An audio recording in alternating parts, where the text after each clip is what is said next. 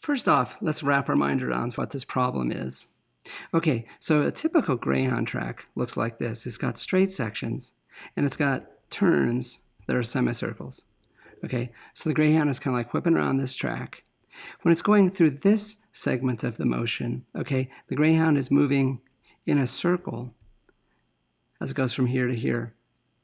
So as it's going from this point to this point, it's moving at a constant speed of 15 meters per second. It's in circular motion. The acceleration is circular acceleration, and there's two things that make a difference for circular acceleration, and that is the speed, which we know, and the radius of the circle. Well, the radius of the circle is just 1/2 the diameter, so it's 1/2 of the 45 millimeter diameter of the turns. I'm sorry, 1/2 of the 45 meter diameter of the turns. That's 22.5 meters.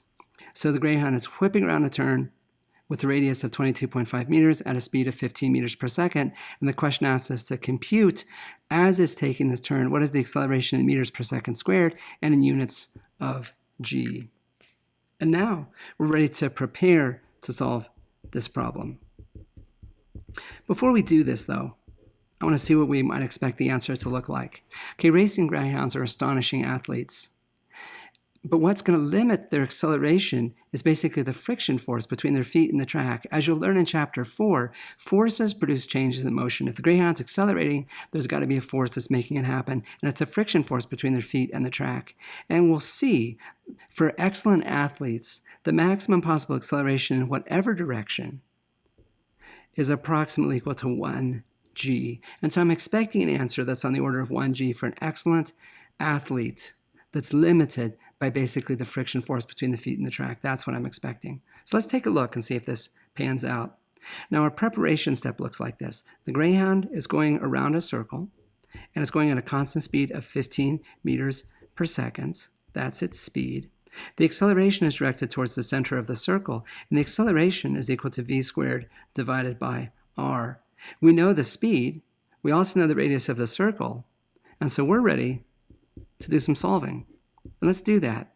The acceleration for this circular motion is just equal to the square of the speed divided by the radius of the circle, which is the radius of the turn. Now the velocity, the speed of the Greyhound as it goes around the corner is 15 meters per second. By the way, that's in excess of 30 miles per hour. These are fast dogs. The radius of the turn is 22.5 meters. And if we solve for the acceleration, we get an acceleration of 10 meters per second squared.